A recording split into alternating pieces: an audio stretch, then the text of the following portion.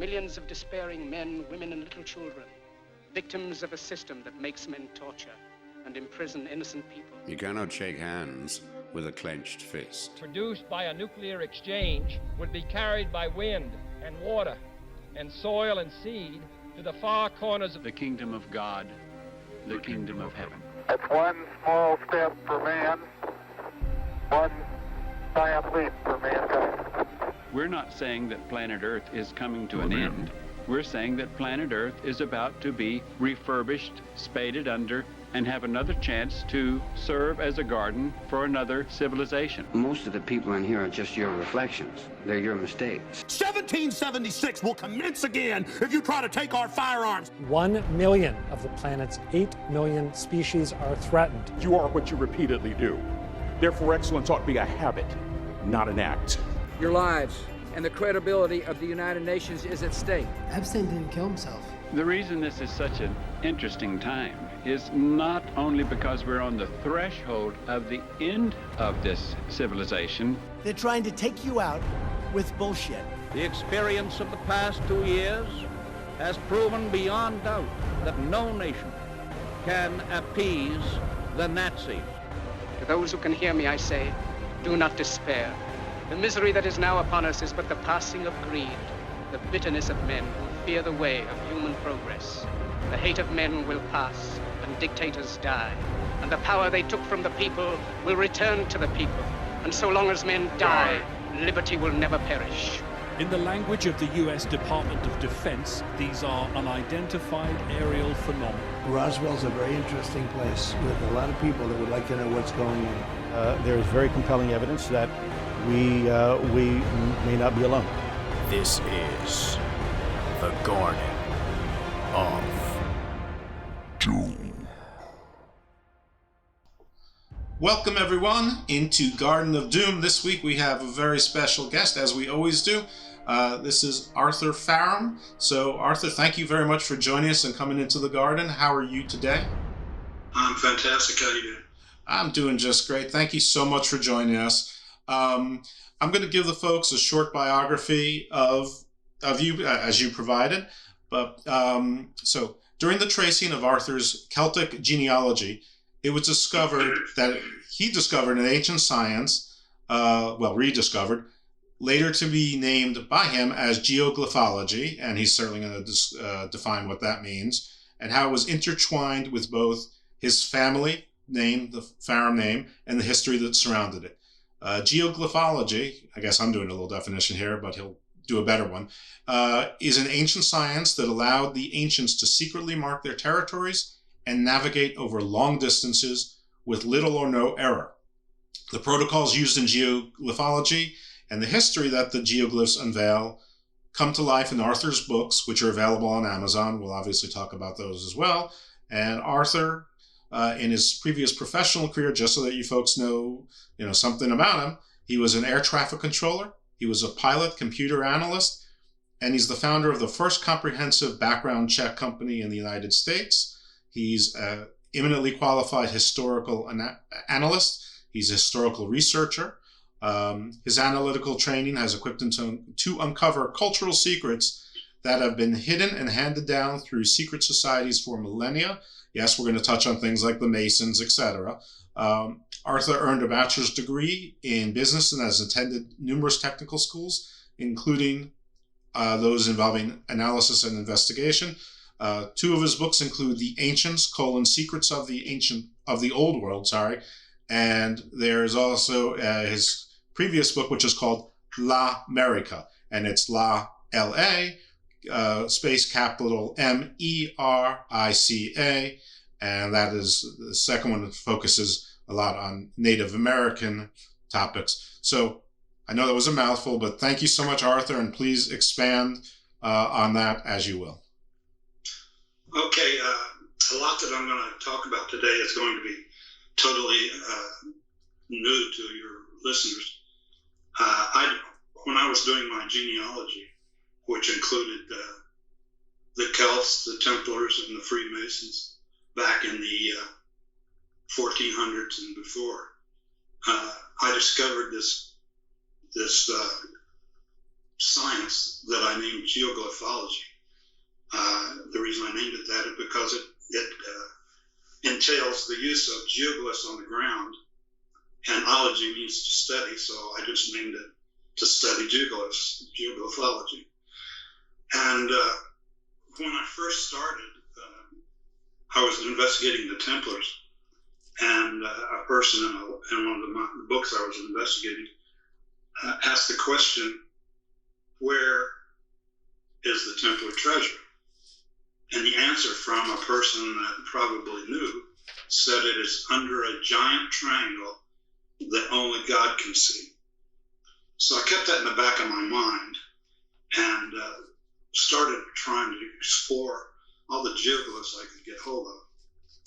And I learned that these geoglyphs were put there by man all over the world.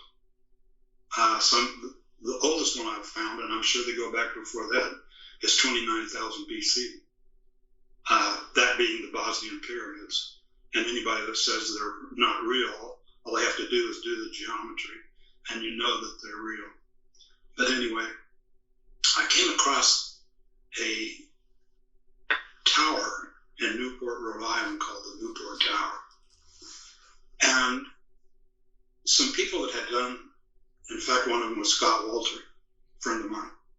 Some of the people had done research on it previously, and it gave me just enough to know how to start out making a triangle based upon the geometry of the tower and how it's facing and so forth.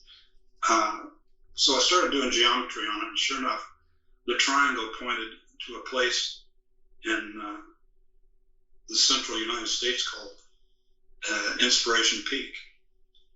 Now, all around Inspiration Peak, there were geoglyphs. And come to find out that this area was once inhabited by both the Vikings and the Templars. Where's Inspiration Peak? Alexandria. What's the state just to the left of Minnesota? Wisconsin. I believe so. Yeah, where the Vikings, Minnesota. So this is north. This is nowhere near like the 33.3 latitude that people talk about sacred. This is up north. Yeah. Well, anyway, this triangle and the geoglyphs around it outlined the United States as it was prior to the Revolution. I learned later on that the Kensington runestone, which was found later, south of the Inspiration Peak, pointed to Inspiration Peak and had other geometrical lines emanating from it, and gave clues to lines emanating from Inspiration Peak. And both of the explanations that I'm talking about can be found on my website, thefaramfoundation.com. And if you look under Newport Tower and the Kensington runestone, the whole story of which I'm talking about is rolls out there. So I'm not going to talk terribly a lot about it, but that's pretty much where I started. And the fact that these things panned out and described a territory that we know in our history was correct led me to continue to try and prove out this theory. Well, as the more geoglyphs I found, because they point to each other, in fact, all the time, if you have a geoglyph, a geoglyph consider looking like a wagon wheel. And if you take and get the magnetic bearing from one of the spokes and follow it out, you're going to find that it terminates at one of the many places that are the protocols of geoglyphology. And these protocols can be seen at thefaramfoundation.com at the top. It says, what is geoglyphology? click here. So it explains what geoglyphology is. So you can find out a lot there too. But anyway, well, just for those shorthand, isn't geoglyphology sort of learning to put together the geoglyphs and telling the story or telling the history from them? I mean, that's obviously overly simplistic, but just so the audience has some idea what geoglyphology is that about right? Yes, the fact that these geoglyphs come in trails, so to speak, as the culture moves along the earth from one continent to another or up down a continent, you can put together a picture of the travels of these people by the fact that these particular geoglyphs that they put down point to the same points. So that kind of makes them collectively tell you a story. And then you might move on to another place in the world that has another set, and that tells a story. You take the geoglyphs and the locations and the territories that they put out, and then go back to written history, what little is left, and you can put together a story. Can I ask two questions? One is, this might be a little bit zany, I'm not sure, but is geoglyphs, is it possibly the old ancient language that was lost? I don't know, maybe the one that was lost before Noah, or maybe the one that was lost afterwards with Babel. Is it maybe the same original language, or is it a different kind of symbology altogether? No, it's totally different. Okay. It's really not a language. It's a more like a petroglyph. Except it's much larger, and instead of being on rocks, it's on the earth. That was my second question. I was going to ask about petroglyphs, so that's great. And then I have a second sort of zany question. Maybe not. Is there any relationship between crop circles around the world and geoglyphs? I have not tried to connect those two, but the fact that geoglyphs long ago and today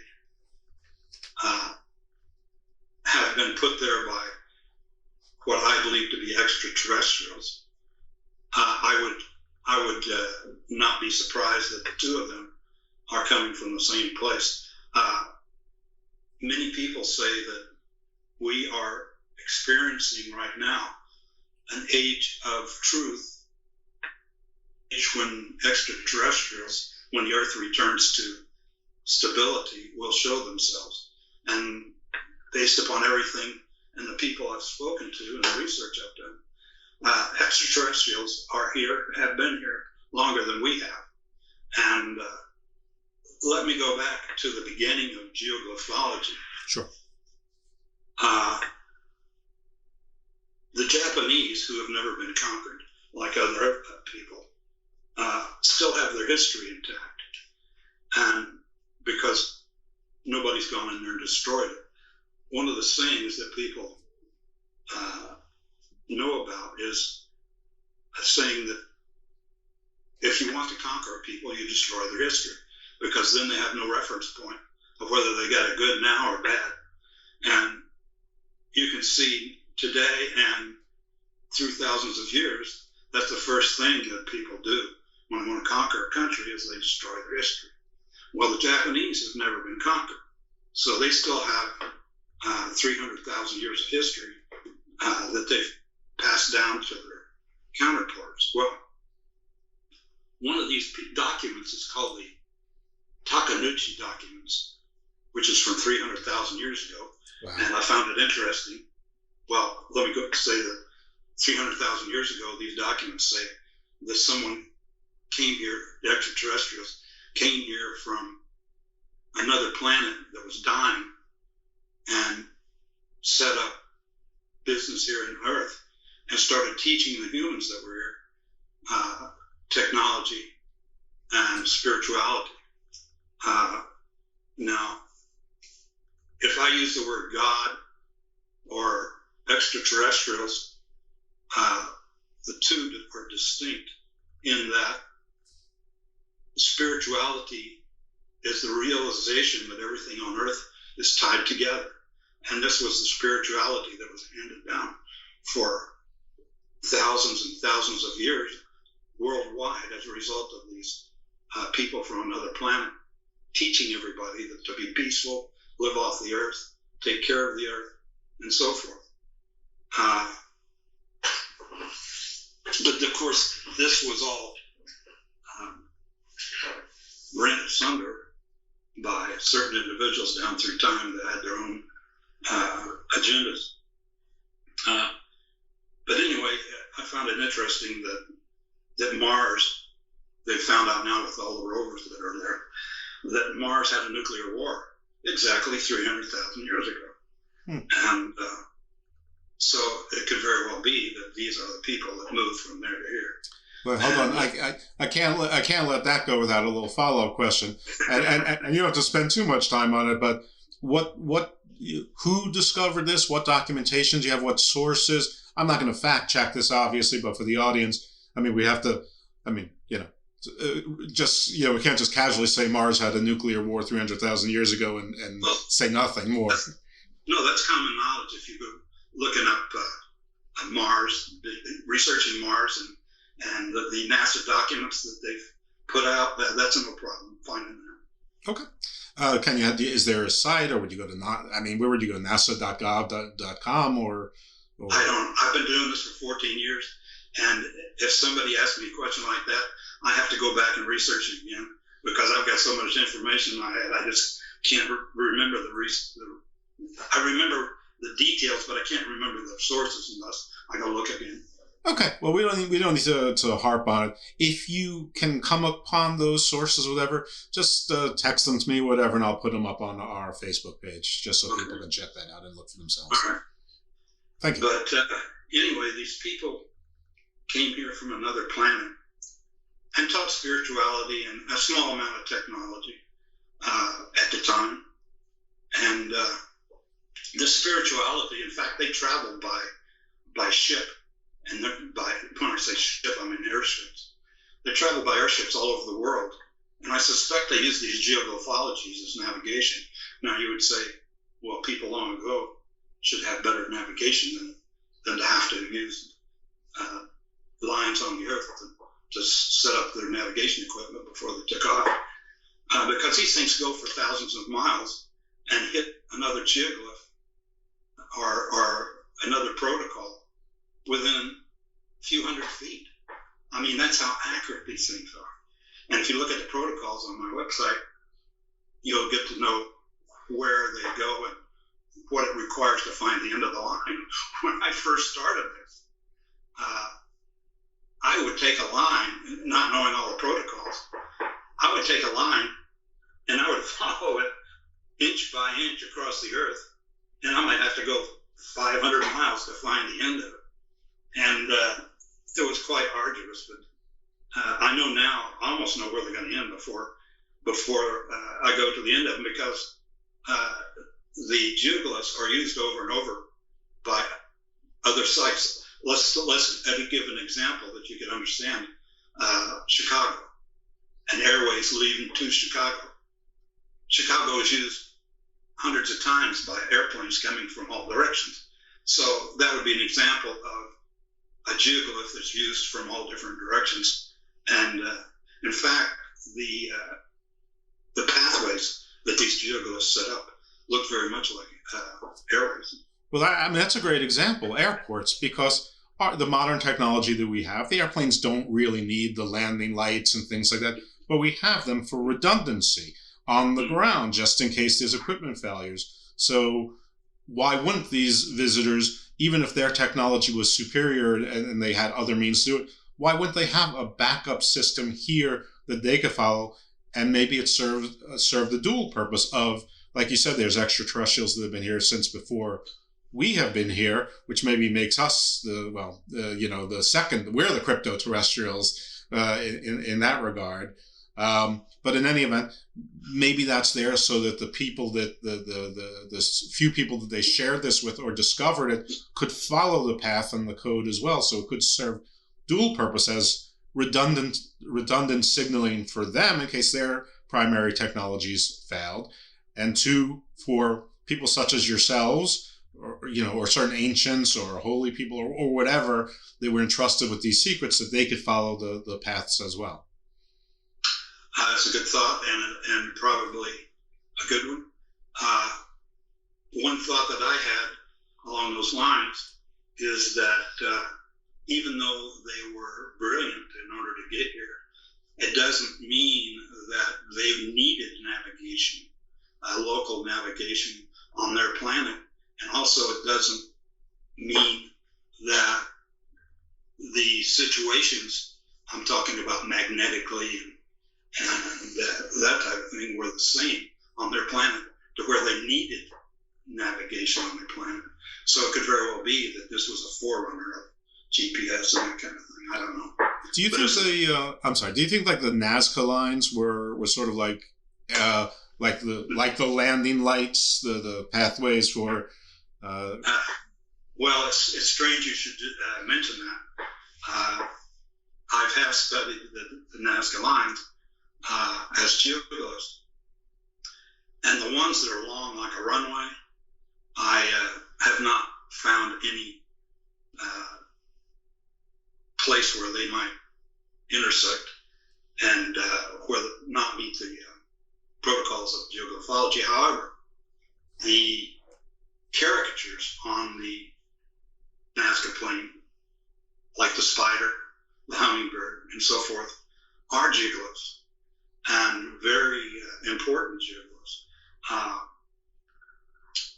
If you look at most of the characters that occur on the Nazca floor, you will see that something like the feathers of the hummingbird, although people look at them and say, oh, they're just feathers. If you look very closely, you'll see that they're all straight lines and they all point in different directions. So they have built in a number of geoglyphs into things that people would never guess. Another one that people would never guess is the Ohio Serpent Mound that a lot of people know about. If you take a line and run it through the center of each coil of the serpent, you'll see that it outlines an area that was similar, if not exact, same as this country before the Revolutionary War. And one of the things that it points to quite clearly on the last coil on the tail is Washington, D.C. And it's clear that this world was set up in territories long, long ago before anybody thinks it was. This would give credence to the reason that our capital was moved from Philadelphia to Washington, D.C. I mean, why would you move a capital from the center of the civilization in the country and down to a remote area that there was nobody living there? Plus, it was a swamp, so it was very difficult to build on. So, yeah. But that explains why they did it, because that's where the capital was planned hundreds, if not thousands of years ago. Another one is... Wait, I want to just, for those of you out there who are thinking, well, explain to us St. Petersburg, because that was also a disastrous place to build. It was also a water port for, so there was a lot of strategic value to that, as opposed to being near the Chesapeake, which there were plenty of cities near the Chesapeake, including Baltimore and Annapolis and further down south as well. Well, it's strange you should mention St. Petersburg. If you look at my article on the Bosnian pyramids, the Bosnian pyramids in their entirety, there's 3 pyramids. If you look at the entirety of the pyramids, the geoglyph outlines the exact, and when I say the exact, I mean literally the exact territory that is now what we call Europe.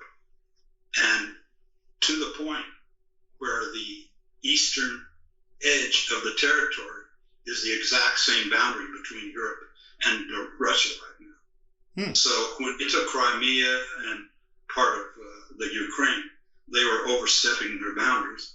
And usually on these large geoglyphs, there's one radial that points to the large geoglyph next to it that makes up the next territory. And on the Bosnian pyramid, there's a radial. I think it was the 040, if I'm not mistaken. There's a radial that pointed to Moscow. Now, Moscow, you can't see a geoglyph there, but if you look at the streets they're laid out, they are a geoglyph, as are so many other towns, like, for instance, Washington, D.C. And the geoglyph that is made up by Moscow delineates the exact, and I'll once again say the exact, territory that Russia occupies today. So these things were planned long time ago, and the higher ups in our governments know about them, and they all have the same idea that they want to hide them. I've been over to New Zealand and found them over there, and called scientists in New Zealand, and they won't even talk about it because they are of the same mind as United States scientists, as they don't want anybody to know about them. Let me clarify one thing, and then I have a follow-up question. The radials that you're talking about, those are actual physical geoglyphs that are actually pointing. It's not imaginary radials that can point anywhere. There's actually physical geoglyphs. Yeah. And if you go to Google Earth, you know, they've got lines that you can superimpose on the screen, and you just lay these lines right down next to these radials, and then follow them out on their to their trajectory destination. Something interesting that I need to say before someone gets all turned around here is that at the point where the geoglyph is, you can use magnetic bearings, okay, to mark and label these geoglyphs. But if you get away from the geoglyph, you start encountering magnetic deviation. And so the difference between the true bearing away from the geoglyph and the magnetic bearing at the geoglyph is kind of confusing. But the reason why that is that at the geoglyph, there is no magnetic deviation because you're not proceeding into different gradients of magnetic pull. So what you have to do is you have to go to the geoglyph, figure out what the magnetic bearing of the radial is, and then extend it without deviating from the magnetic bearing to the destination. So the center of each has its own true north, so to speak? Its own frequency, magnetic frequency? Well, at the point, not magnetic frequency, but every place on the Earth has a certain amount of magnetic deviation. Mm-hmm. However, if you stand in one spot, you're not going to encounter different variations. And that's what I'm trying to say is at the geoglyph is where you determine the direction, the magnetic direction that you're going to go.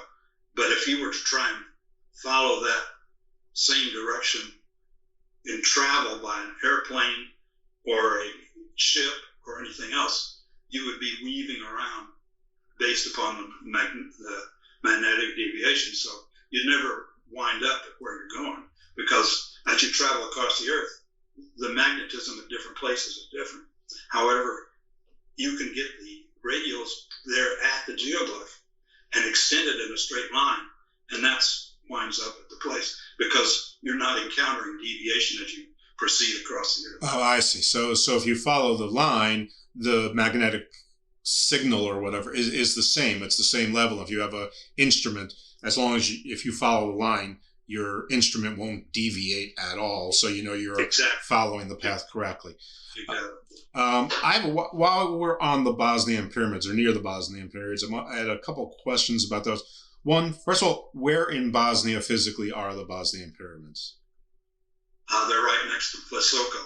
Okay, so, and then another question I have, and if the answer is no, it's no big deal. I can't remember if it was, I always get Paradise Lost and the Aeneid confused. But in both of those, there's, a pathway to the underworld. In one of them, it's in a cave that I believe is at the base of a mountain in what is now Bosnia.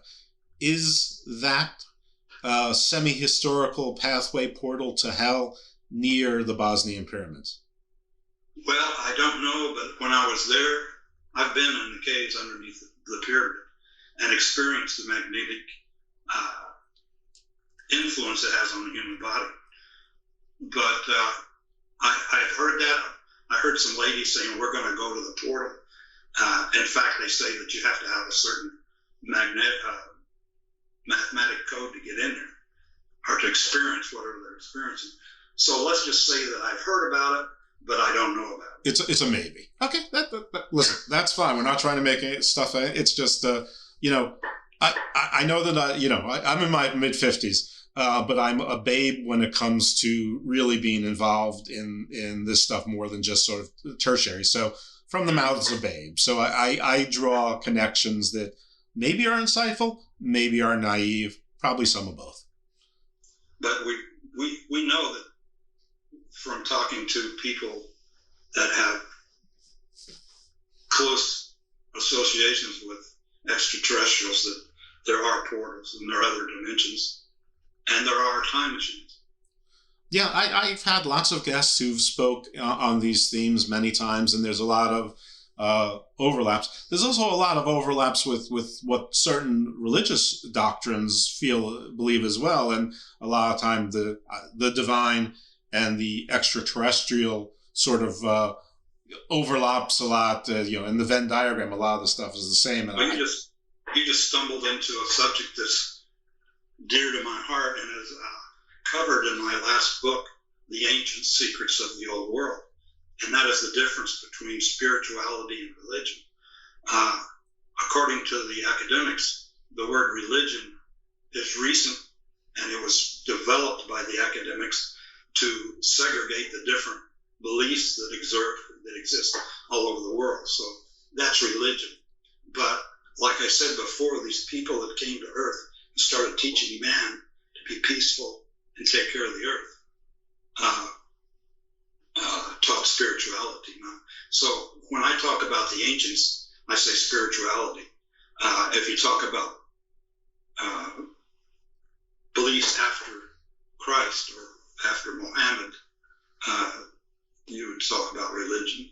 And it upsets me when someone talks about the beliefs of someone 5,000 years ago as a religion. It most likely is a version of spirituality. Okay. Yeah, that is, you're right. That is a big subject in and of itself. And probably, I'm glad you brought it up because it helps me, with sort of my own little inner conflicts, which I think now we've helped to reconcile. But let's continue with your topic, the glyphology, and where do you want to take it from here? And I know you were talking about the Templars and the Masons coexisted in, let's just say, I don't know if it was Wisconsin or North Dakota or whatever, Montana, I don't know, but around, sort of the upper Great Plains in the U.S., maybe the Great Lakes region, but a little bit west of that. The Templars, depending on who you listen to, didn't exist until the Crusades. Some people say they were made up and they existed later. The Masons, depending on how you listen, who you believe, have been around in one form or another for thousands of years. Other people say that they originated, 300 or 400 years ago and took credit for everything else. So this show is largely agnostic on it. I just want you to tell me which your work which conclusion your work has led you to, and then how can you tell that they overlapped and occupied the same territory, or maybe didn't overlap but occupied the same territory at different times? If you read my book, my second book, L'America, it's all explained in there, from the times the Templars were started until the time that they ended in 1450, and where the Masons picked up, Freemasons. there's a difference between Masons and Freemasons. Sure. The Freemasons is what we encounter now. But anyway, the Templars, our family was deeply ingrained in training the Templars in ship navigation and piracy, if you will, because these training camps were in Zealand, Denmark. In fact, there's a town there named with our family named Faram. Oh. But anyway, the Templar, in fact. Did you say Zealand, Denmark? Mm-hmm. So the Zealand that became New Zealand, right? The name. Well, in actuality, it's strange you should say that. I have physical evidence that the Templars, after they weren't probably Templars anymore. They were just seamen. Came down the coast of the Americas, on the west coast of Americas, and moved over to Zealand and what's the island just north of there? Bali, Fiji. The big island. It's about as big as New Zealand. It's the old name for Scotland. Darn, my memory fails me right now. Caledonia. Caledonia, yeah, that's it. Isn't it strange that there are two islands right next to each other? One is named Zealand, where the Templars trained, and the other one is named Caledonia, which is the name for old Scotland. Yeah, I mean, is that too much? Is that too much to be a coincidence? I think so. Well, especially since, I mean, let's connect the dots for folks who maybe aren't familiar with the Templar lore. A lot of people say that they went from the Holy Land to the south of France to Portugal, and there was these training bases, as you mentioned, further up the coast of Europe, but basically they made their way to the UK, notably Scotland, and from there to the New World. So that's what he's talking about. You know, it's really interesting because one of the guests I recently interviewed, and again, I apologize to the audience because as any long-term listener knows, but a new listener wouldn't know that, I don't necessarily know when I'm going to drop the shows because I always have extra shows in case of emergency or in case I just need some time off or whatever. But one of the people I interviewed recently, so you may have already heard the show or it may drop after this episode, is Gretchen Cornwell, and this is one of her area of studies. And if you, Arthur, are not familiar with her, you may want to connect with her because you share a lot of interests and possibly, a lot of overlap, a lot of research. But anyway, she sort of says the same thing, sort of the Scotland to the New World path. So anyway, with that little aside, and like I guess a thinly veiled plug to new listeners to make sure you check out both shows. And if it hasn't dropped yet, subscribe so that you never miss an episode. Anyway, with that, Arthur, please continue. Okay. Well, we're talking about the Templars. And if you're familiar with the story, Claire de Vaux, these names. Clairvaux. Claire de Vaux. Yeah. Claire de Vaux was the one that brought the Templars to the Catholic Church and got them into the church. And if you look at the northern end of Zealand, you'll see that there's a monastery there named Claire de Vaux. Mm-hmm. So it kind of substantiates what I'm saying, not to mention the fact that I've done a lot of research on it. But I'm just talking a quick reference. Sure. When you have our name, Faram name, and a mission named Claire de Vaux up north, right where they were training the future Templars by blocking off the narrow entrance to the Baltic Sea and either getting taxes from them, or if they wouldn't pay taxes, they'd take their cargoes.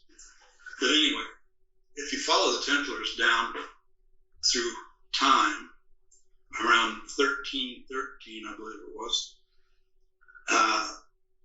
the Catholic Church, through the belly aching of some kings that owed them money, decided to do away with the Templars because they were getting too rich. They were the richest group of people in Europe at the time, burned them at the stake, and a lot of them escaped. Many of them went to Scotland, and at the time, 700 AD, the Vikings were run out of Norway, and they were living off the islands on the west coast of Scotland for 300 years. And what had happened is them being in Scotland and them being in Greenland and Iceland, in 1303 there was the little ice age, and it forced them down into North America. Well, there's another geoglyph at Tinnitikalik, Greenland, that outlined the territory that Norway and Scotland had given to the Vikings. And with a quick survey, it extended from the, you're not going to believe this, it extended from Oak Island to where the tip of Alaska is today. If you ever wondered why they extended the tip of Alaska down a narrow coastline down to this point, it's because that used to be the territory of the Templars, or what is now the United States. The line used to go to where the tip of Alaska is now, down to Oak Island. Oh, so you're saying is that the geoglyphs basically point for more or less a box or a rectangle as to where the United States is now. Exactly. Give or take a few. I mean, I think everybody at least has heard of Oak Island. There's the show The Curse of Oak Island and stuff like that. And there's lots of rumors about lots of things in Oak Island, but a lot of it is attached to Templars. I had no idea about a line that pointed across the tip of Alaska and then went down south. So where are the parameters? Is it like the Florida Keys to Baja, Tijuana? Well, the original geoglyphs pointed to the north of the Great Lakes to the mouth of the Mississippi River.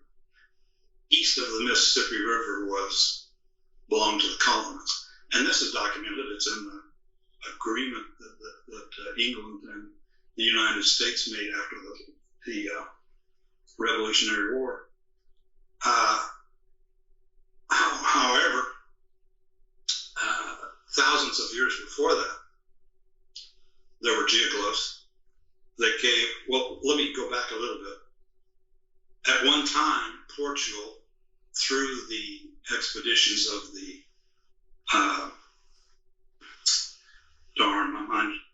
I'm 80 years old, my mind's not like it is. You do not look 80 years old. Yeah. But Phoenicians, okay, that's the word I'm looking for. Due to the Phoenicians coming over here and exploring the Americas, they passed down their secrets and their titles to the Portuguese, who used to be the Etruscans. So you got the Portuguese to the Etruscans to the Portuguese. So the Portuguese used to own all the way from the northern United States, where the United States border is now, all the way down to the tip of South America. And if you don't believe that, if you buy my first book called Ancient Signposts, you will see that in most of the rivers in southern United States and in all the major rivers in South America, there's a geoglyph at the head of all the rivers. And that was a way that they claimed the territory back in those days. They would set up a marker or geoglyph or some noticeable marker at the head of the river, which meant now they owned both sides of the river all the way down to the end of it. But anyway, all the rivers in South America and some in the United States have these geoglyphs at the end of the river. And just to make the point, I have a picture of all of them, satellite picture from Google Earth, of all of them in my first book, Ancient Signposts.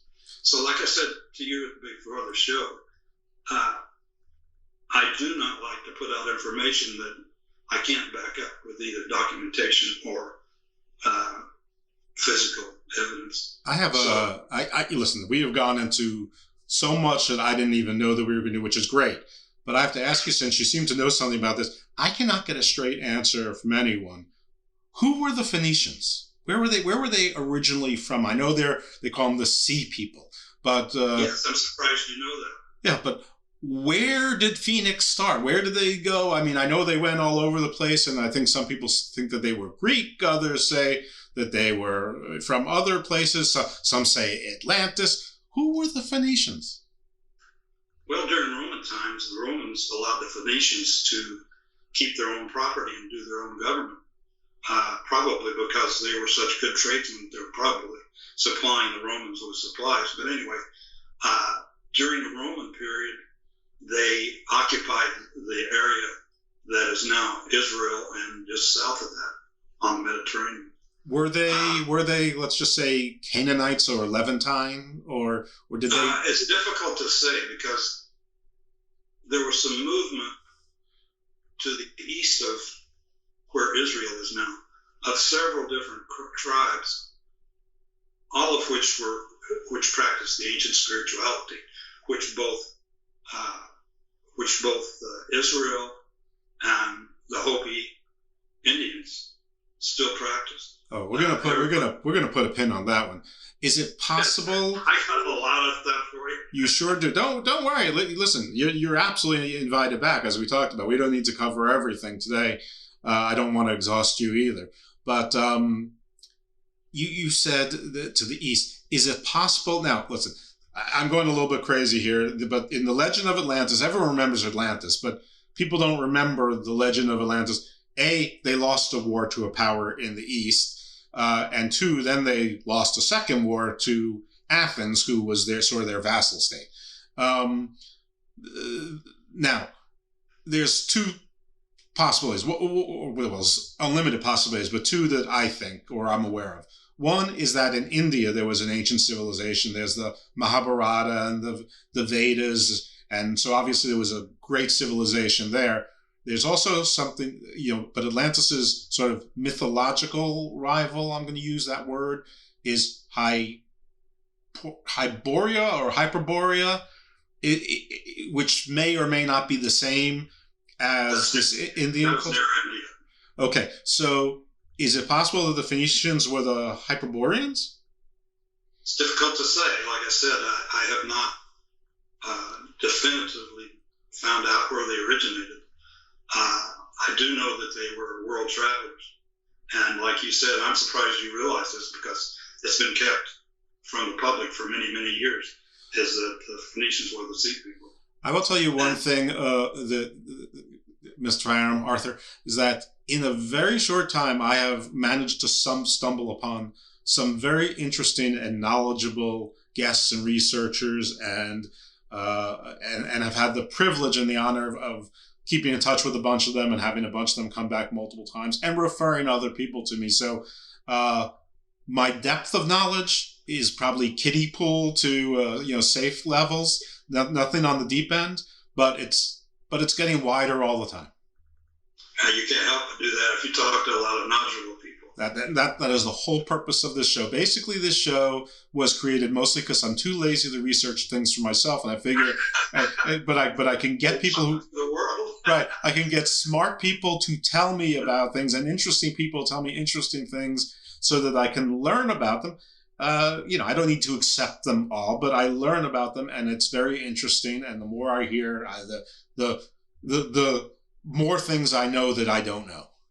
Well, I would put people that do their own research in the top 5%, and I would probably put people like you in the top 10%, and everybody else really don't care. Yeah, I'll take top 10%. I easily. Anyway, I'm sorry I to throw you off there, but I had to ask. I mean, the Phoenicians, they absolutely baffle me. Like, nobody can give an answer. Like, where did ancient Phoenix come from? Well, I'm one more of them. Fair enough. Believe me, I've done a lot of research around that area. Now, here's one for you, and this could maybe answer your question. Do you know about Göbekli Tepe? Oh, of course I did. I knew about it first from a fictional novel that came out about 20 years ago. But yeah, I've read Andrew Collins' book, and I know that they found like 2 more sites that are likely just as large as Göbekli Tepe. I'm following. That's in my book of the ancients, long before these people started talking about it, because I was able to contact a Turk that was researching it through the internet, and he told me all about it. And they probably got onto this from my book. But anyway, that. And the amazing thing about that, and again, this is not my story, it's yours, but is that there was the old myth, again, from the Aeneid, that Aeneid's son or grandson, Brutus, colonized Britain. And, the Troy is modern day Turkey. It was Anatolia then, but those are, Turkic peoples. And then they found from the DNA around Stonehenge, which is sort of a Göbekli Tepe type structure, though much of a smaller compound, at least as far as we know. The DNA of the people around that from that time were Turkic, not Celt. So some of these ancient legends and things, they did practice the ancient spirituality. Yeah, yeah, right. I mean, and also, if you know Göbekli Tepe, there are pillars that stick up in the center of the pits. Those are pointers for gigolos. Right, and they have I guess petroglyphs, and they have, I think there's a lion on one, there's an eagle, a wolf, a peacock. Well, if you take the top of the anvil on those posts, they point in different directions. And if you take, using the protocols of geoglyphology, and run each of those lines out where the post is heading, it outlines the exact territory of Turkey as it is today. That's amazing. So it's amazing. Okay, so I think before I sidetracked you and then helped you to sidetrack yourself, we were making our way from Iceland to Greenland to North America to the tip of Alaska. I'm so glad you could bring me back to these things, because I'll totally forget it. Trust me, sir. I know that my mind meanders and I take people there, so it's my job as the host to remember where my meandering started. Well, the Templars, although they, in form, existed, let me say, in culture, existed long before before they were brought to the Catholic Church. They were put out of Europe in 1313 and moved to Scotland. While they were in Scotland, they found out that the Vikings, having been given the area in far North America, were starting to encroach on what the Templars had been given before that, down in southern North America. In fact, I have geoglyphs as far south as the mouth of the Mississippi, where the Vikings had colonized. And I don't know if your listeners know about them, but there's a bunch of runestones, and they've been found in Oklahoma that were survey markers for the land that the Vikings had claimed, and they're runes on them. I mean, there's not English or anything like that. It's Viking runes. Right, R-U-N-E-S, not R-U-I-N-S. Right, and this shows that the Vikings were down that far. Well, anyway, the Templars, that being land that had been bequeathed to them by Portugal long before, decided that they could not allow the Vikings to take over their property. And so in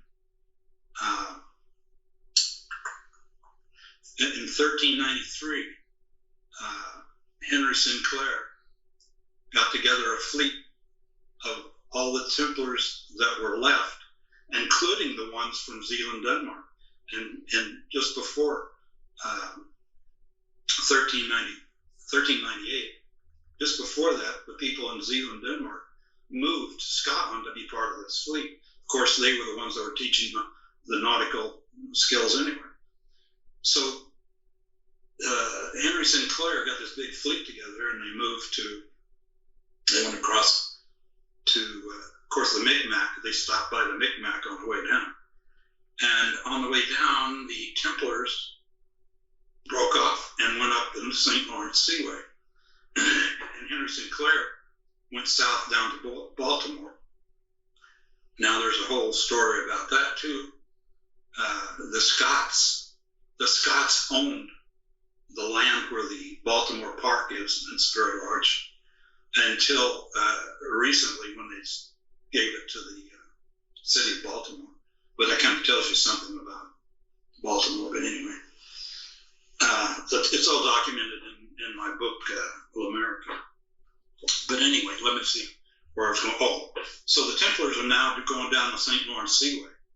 And I went up there last year to visit some of the towers, the structures, the offensive and defensive structures that they built along the shores of the St. Lawrence Seaway to combat anyone that tried to come up the St. Lawrence Seaway going to the inner parts of the United States. And eventually the Celts or the Templars, I'm sure the Templars didn't do it all by themselves, so I'm going to say the Celts and the Templars, rid the entire eastern part of the United States of the Vikings, and just like the Freemasons do today, destroyed anything that they thought would show that the Vikings had ever been here. Of course, you can't be perfect, and there are a few crumbs left around that show that they were. But that's the reason that the Vikings were all. You have Minnesota is the mostly Norwegian people, because that's where they were all pushed and the only place left for them. In fact, they had such a tough time coming down the St. Lawrence Seaway that they started coming in from the north of that, down rivers that were north of the Great Lakes to try and get to Minnesota. But they were, there's artifacts there too. So it's, I've done a lot of research, 14 years, so I can tell you a lot of things that nobody else knows about. And they're around there, they're out there in bits and pieces. And if you stumble on one piece, you'll never get a story out of it. But if you spend 14 years putting all the pieces together, you can get pretty good stories out of it. But anyway, the Templars made a line across the entire northern border of what's now the United States and put up camps to keep the Vikings from coming south. Most of them by this time were north into Canada. And strangely enough, if you look at these outposts, the name Faram occurs on every one of them because the Farams were the head of the military. The name Faram appears in the records of each outpost were. So they were stretched all the way across the Canadian border with their troops. But so they eventually got the Vikings out of the area. And the people in northern United States that say the Vikings were here, they're right, they were. They're not kidding. So after this was over, it was around 1450, the Vikings, the ones that wanted to, most of them stayed in the United States, but the ones that wanted to came home to Edinburgh, Scotland, and built the chapel there that commemorates the Templars.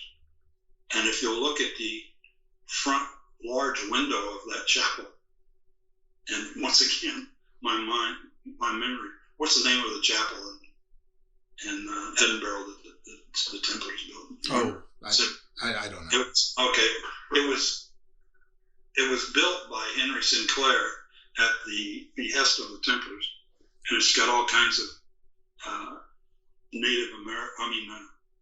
Native America plants and stuff engraved on the walls.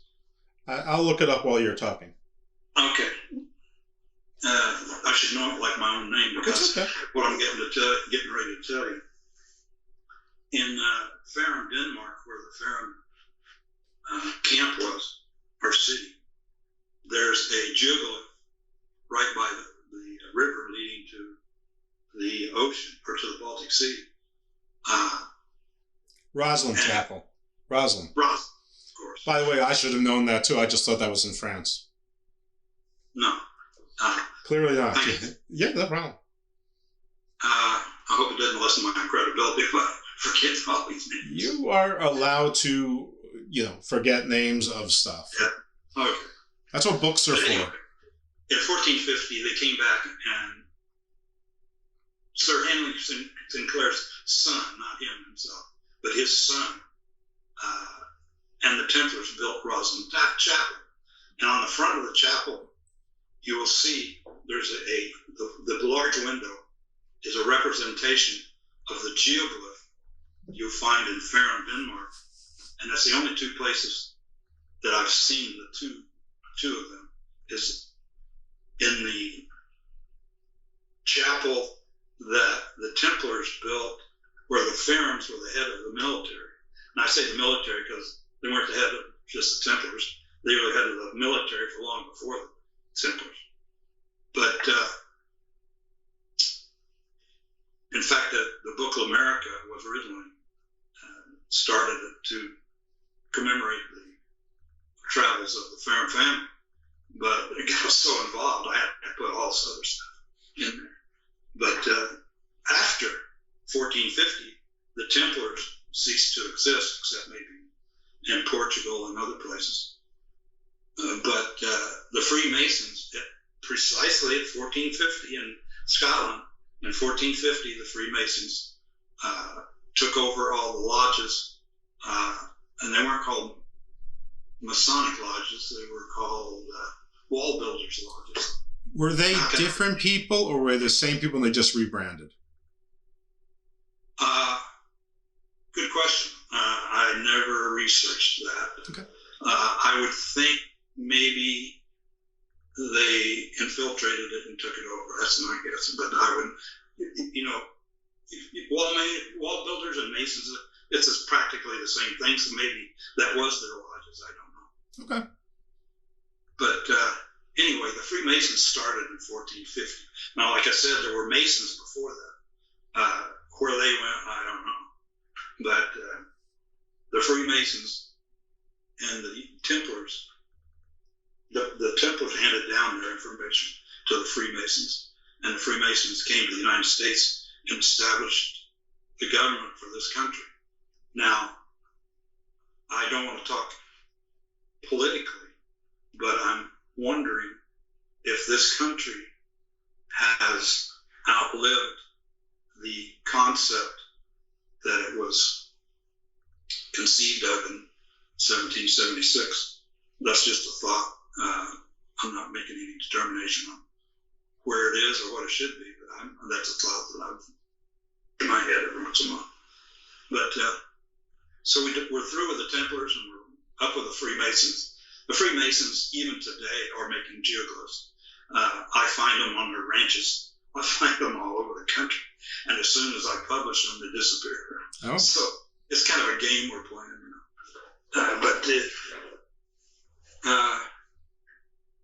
so ask me another question. I'm kind of lost for words at this moment. Okay, well, actually, I do have a question that I've been hanging on to because we went in a different direction.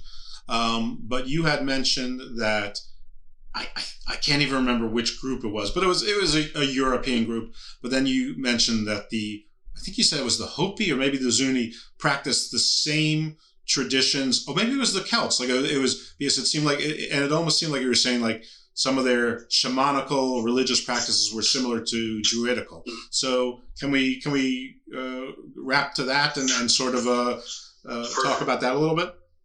Perfect. When the Celts came over here, and the Templars and the Freemasons, practically the entire country, Native Americans, were practicing the ancient spirituality. It seemed through my research that the United States, or what is the United States, was one of the last bastions of this pure spiritual culture. And the Freemasons came over, and they were of the same beliefs. They knew of this ancient spirituality. They concurred with it, and whether they'll tell you or not, they conform to it. It's a culture of peace, harmony, taking care of the earth, and not fighting wars.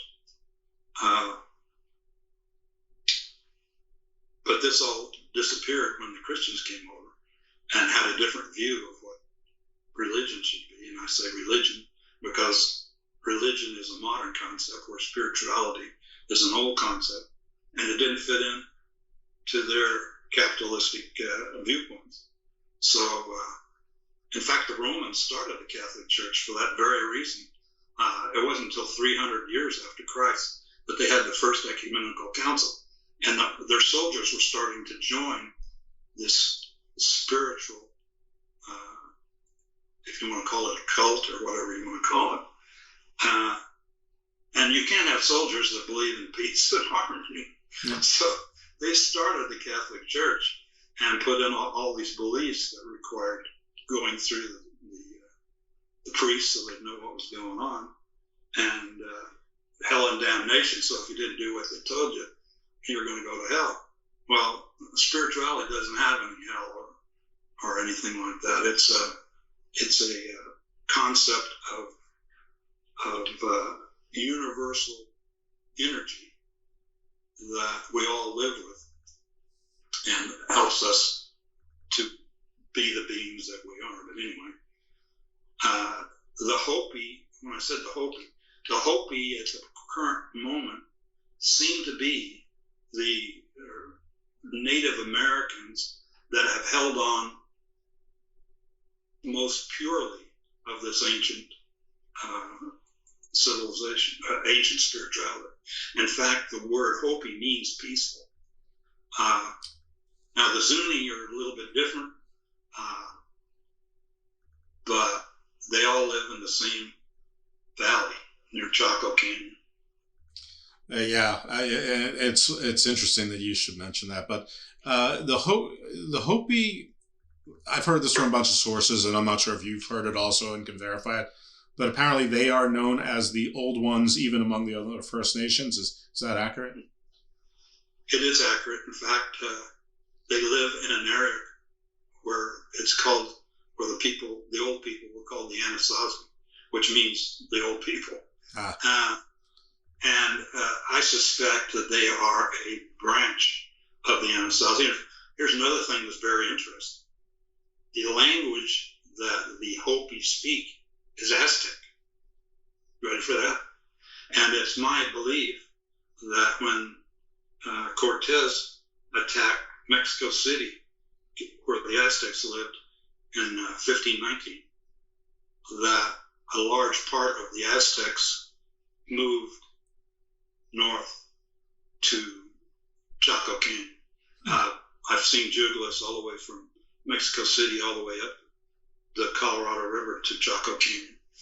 And although the timelines don't match, it seems that the Anasazi were there before the Aztecs.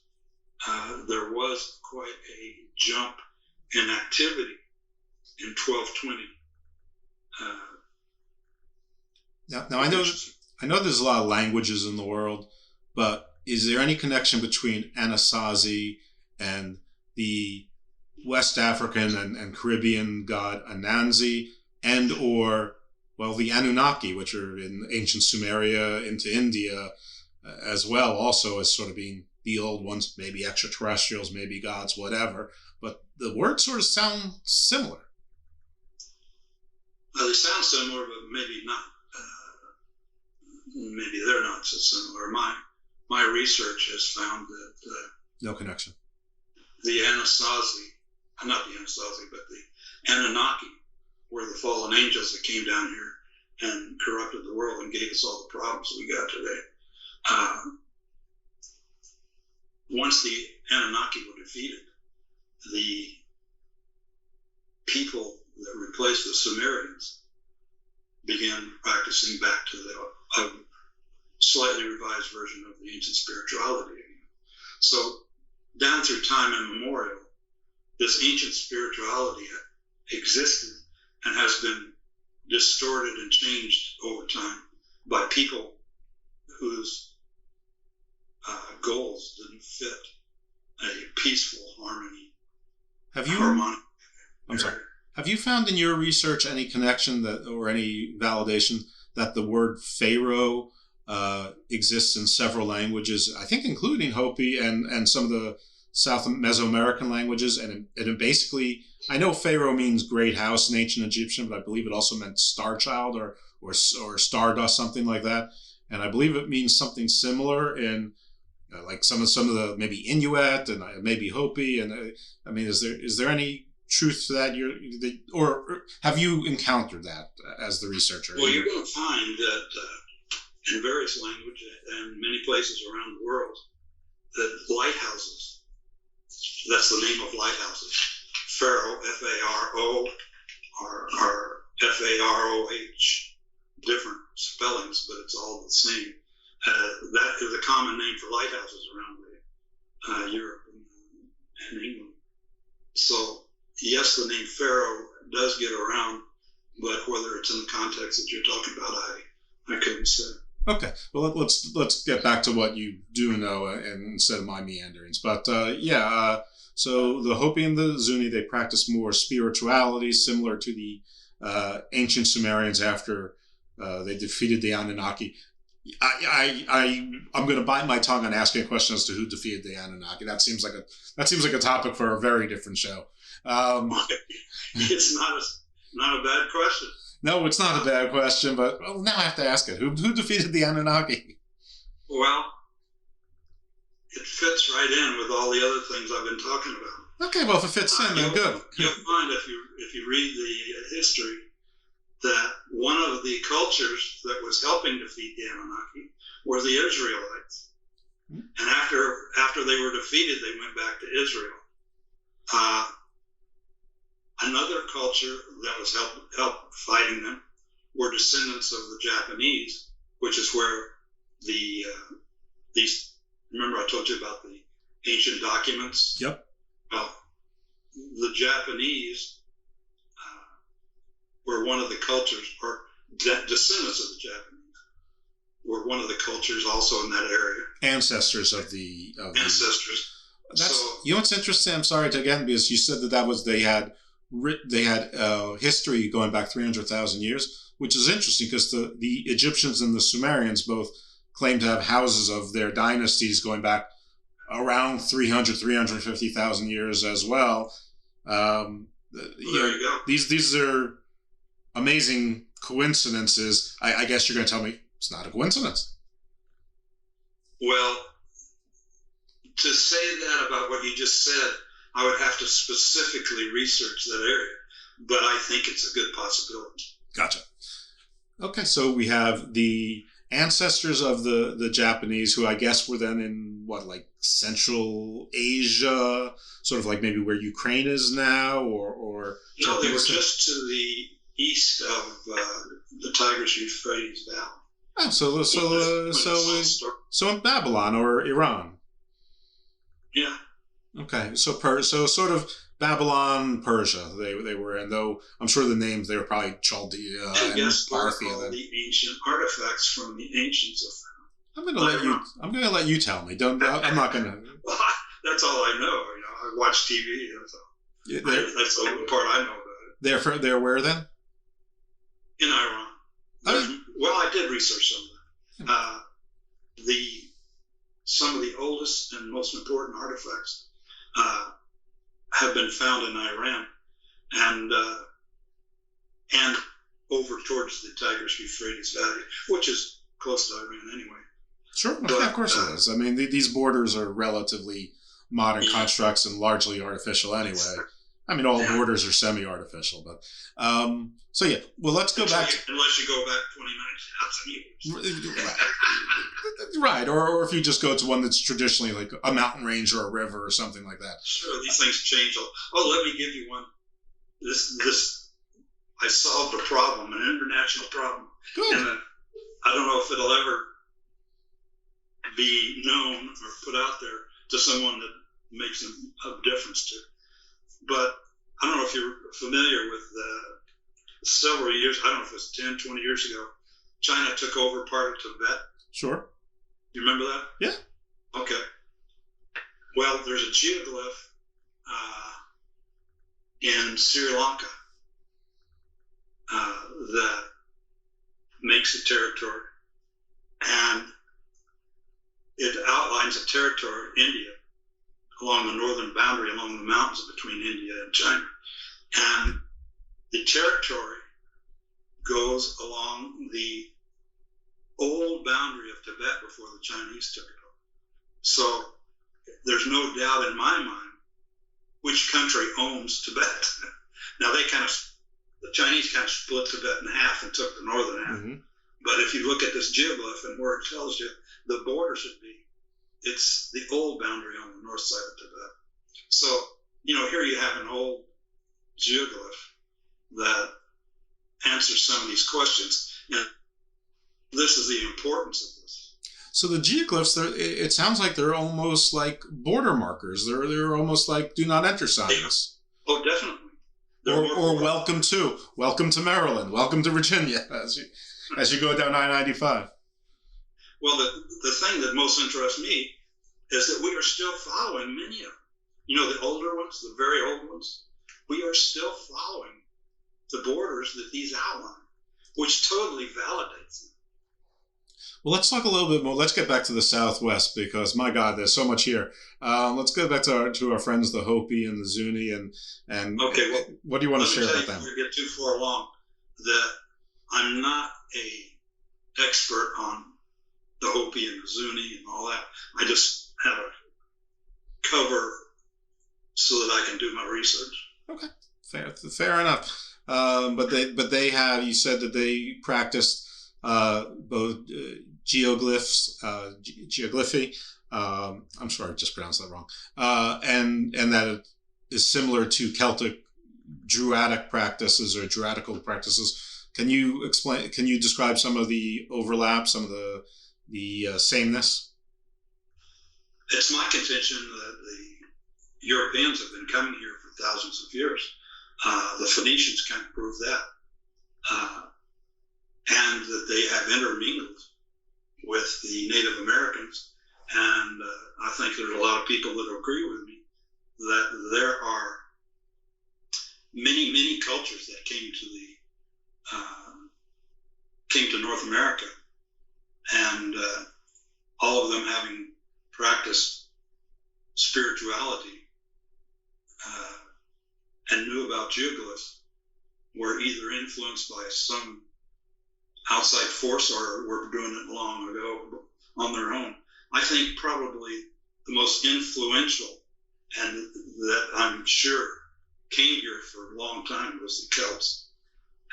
In fact, the Celts have intentionally been pushed to the back burner by history, and that just tells me that there's a reason for it.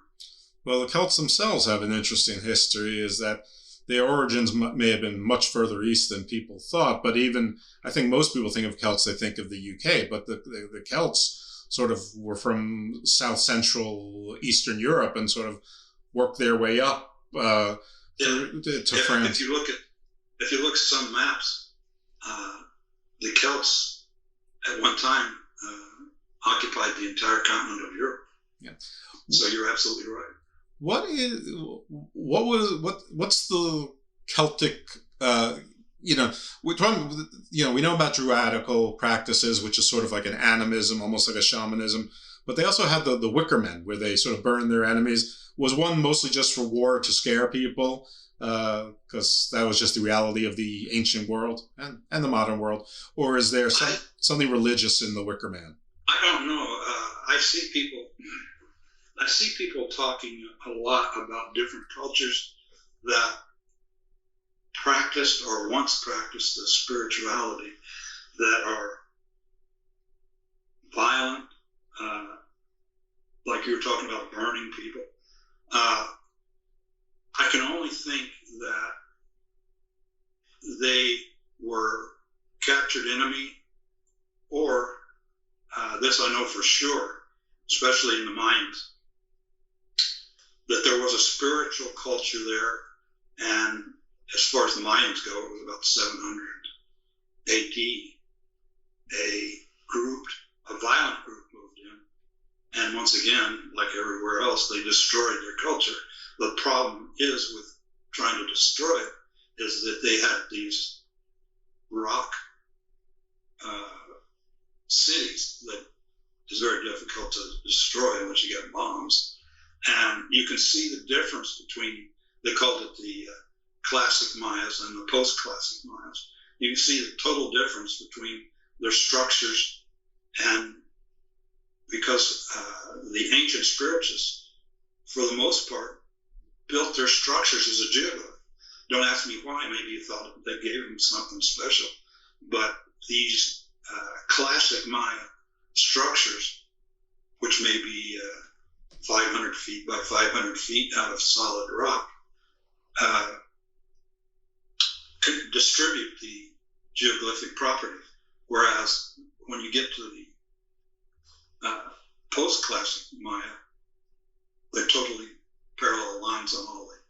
And you can go around the world, and if you see significant structures that have non-parallel walls throughout them, you can pretty much bet that that was built by the ancient spiritual culture. I guess one of the pros and cons of following a worldwide, basically, message and communication system is that it's worldwide. So you get into a lot of areas, but you get into a lot of areas. So there's a pro and con to both of those things. 2 questions, and it's perfectly fine if the answers are no. The geoglyphs, is there any tie-in with the geoglyphs with either A, sacred geometry, and B, any constellations, either the 12 or really 13 constellations that we have that follow the path of the sun, or other constellations? Because of course there's, we're in a complete sphere. There's constellations everywhere.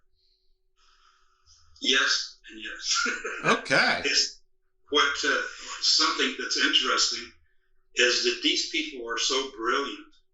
They were able to construct different sciences into the same structure.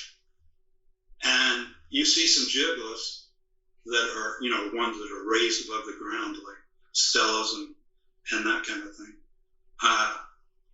that are both aligned with summer solstice, winter solstice, but yet in their constructions are a geoglyph also. So these people were multitaskers and brilliant. That's terrific. What was the first question you asked? Well, the sacred geometry was the first one. Actually, and sacred geometry is a bad term. It's really science geometry, or just geometry. Yeah. I mean, this is the nebula. This is the snowflake. This is the shape of galaxies, hurricanes.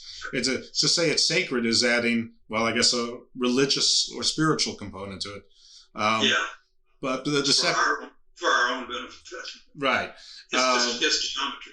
Right. I mean, I guess whoever came up with it first was worried about the church burning them at the stake, so they put out the word sacred there, and it stuck to avoid a punishment. Anyway, the second question was the constellations or star systems, any connection between the two. I mean, I know so much in mythology, tradition, lore, legend is tied to the Pleiades, the Seven Sisters, Orion, some of the planets, so, and listen, as a Scorpio, I really want to know what my people did so right to get ourselves a whole zodiac sign when Scorpio is only there for like 6 or 7 days, but the other one, I think it's called like Oculus or something, or Oculeus, is there for basically a full 20-something days, but it just got kicked right out of there. It's like the lost tribe of Israel or something. I don't study that stuff. No, it'll drive you crazy. Now, if you start now, well, you're welcome. Yeah. But what's the connection with the stars, if any? Well, like I said, they bring these things together in many different ways, and are able to construct these things so that it distributes. I mean, where it shows both astrology and geoglyphology.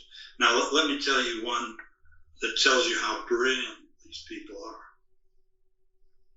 If you go to my website, thefaramfoundation.com, see down at the bottom right a picture of Mexico City, the lake, as it was when Cortez overthrew the Aztecs in 1519. And you'll notice that there's causeways floating on the lake. These causeways are a geoglyph. What's interesting is that as it sits watching it on my website, it makes a territory.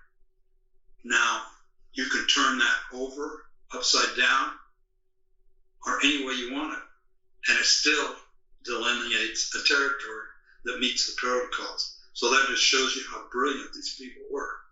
And it certainly wasn't Neanderthals. Yeah, no, I saw on your website that you had some ancient Chinese maps that sort of verified some of the borders that you were talking about as well.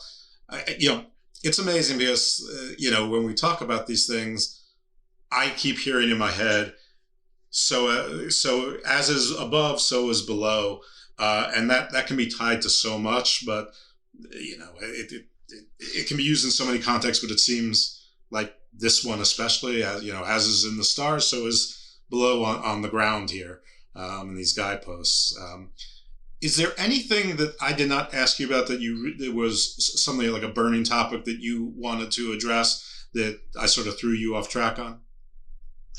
Can't think of anything. Okay.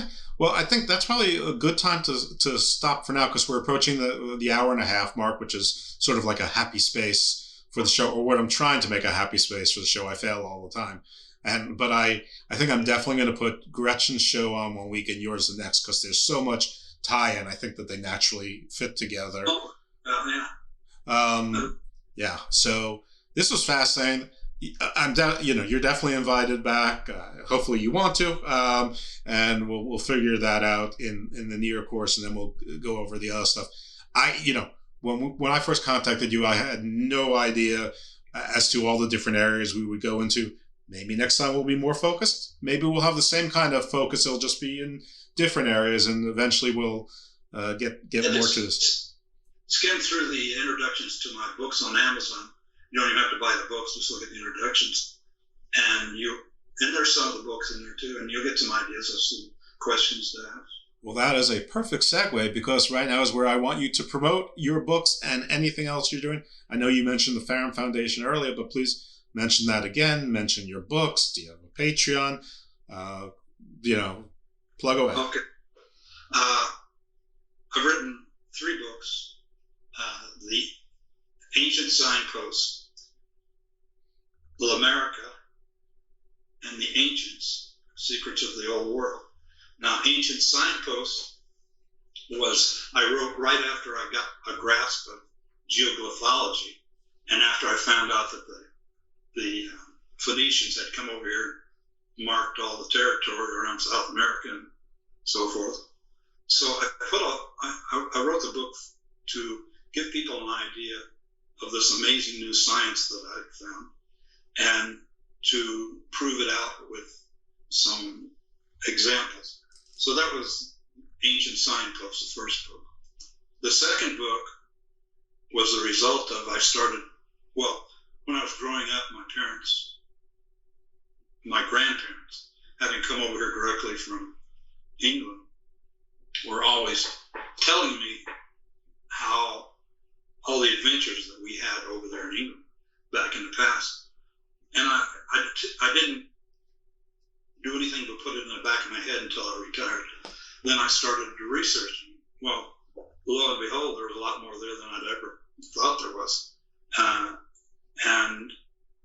as a result, I started researching the Templars and the Celts, which are definitely closely related. The Freemasons, the Scots, Henry Sinclair, and it just kept leading me further and further into the history of early America. So I wrote that book about the Faram family and the colonization of America. Later on, I decided I'm finding that all of these geoglyphs and all the people that construct them practice the ancient spirituality, and this goes with both the petroglyphs, the geoglyphs, their structures, everything that we're involved with have the same characteristics. Maybe next time we'll focus more on what actually is the nuts and bolts of the ancient spirituality, but I'm not sure. Well, I'm going to look at all of the. I read the introduction on the newest book, but I didn't read the introduction on the first two. So, but that will be one of the topics that we talk about next time. Again, if you agree, you don't have to commit on air. But yeah. Yeah, if you want to buy a book or take a look at them, enter my name rather than the book number, and you'll get all three. You'll get all three books. Oh, cool. Do you have are they on Audible by any chance? A what? Audible? No. It's called an e-book. I mean, is that what that is? No, the audiobooks. Yeah, I think there's one on there. In fact, some of them are only $4.95. Oh no, I saw the price. The Kindle version was $4.95 up to I think $19.99 was the prices on Amazon. No, yeah, there's no audio on. There's just Kindle. Listen, fair enough. It's easier for me to listen than to read. That's all. Yeah, there you go. Yeah, listen. I am. This show might have been named The Lazy Intellectual if I started originally without a partner and we came up with the name together. But then I also checked when I was thinking about renaming it, and there was already a show called The Lazy Genius and The Lazy Thinker and whatever. And I'm like, too many, too close, so I'll just stick with what I do. With all due respect, I think I would rename it because your interest and your intellectual prowess is not shown in your title. So, it looks like something less than what it is. So I would think about that. I think about it every single day, and I acknowledge that. I've acknowledged it for a long time. There's a couple reasons why I don't do it. One that the long-term listener will know. One is I actually invested in filing for a trademark, and in that process, the makers of the video game and the movie Doom actually contested my trademark. So we had a tussle with them a little bit to come to a settlement agreement. So I feel like I sort of fought for the trademark on the name, and so I'm invested in something a little bit maybe counterproductive. The other thing is this show, I think, through referrals and through the quality of the guests I'm getting and the referrals, I think that the name almost is becoming irrelevant. But I do think about it every day, and when I think about something every day, at some point I will reach a tipping point, and I probably will do so. But I appreciate what you said. Again, like I said, I'm aware of it. I'm glad that other people are aware. I mean, everyone thinks they're smart. It's like it's nice when someone else thinks they're smart too, because it's validation. So I think about it. I thank you. Anything else that you want to promote that we haven't? No, it's been a real pleasure. Thank you for having me on. No, it's my pleasure. I look forward to you joining our ever-growing extended family of repeat guests. And folks, thanks a lot for listening. Chances are, if you're listening to the show, you listened to the show with Gretchen Cornwell, who spent a lot of time on the Templars. I'd also refer you to episodes that I did with Andrew Goff, also on Templars. And if you like, the one with Sebastian Major, where we touched on the Templars. And obviously Sebastian, who is a more traditional academic historian, his takes are somewhat different than Andrew's. Andrew's, Gretchen's, and Arthur's have a lot of overlap, but they also came at it from different perspectives. Andrew was focusing mostly on southern France. Gretchen focuses more on the travels, sort of the path from the Holy Land to North America. Arthur's, as you can tell, sort of is the same path, but then continues into North America and then even further out as far as Zealand and Caledonia. So we covered a lot of ground here, and I think this is great. So, actually, everyone's new listener, check out all the old shows. I mean, shameless plug here. Anyway, thank you so much for joining us. Thank you for listening. Everyone, since I'm going to be dropping this in the next 2 weeks, so this will be by mid-January. I think it's still appropriate to say Happy New Year, and I hope everyone's 2022 is as good or much better than your 2021. I'll second that. Thanks a lot. Absolutely. Thank you so much.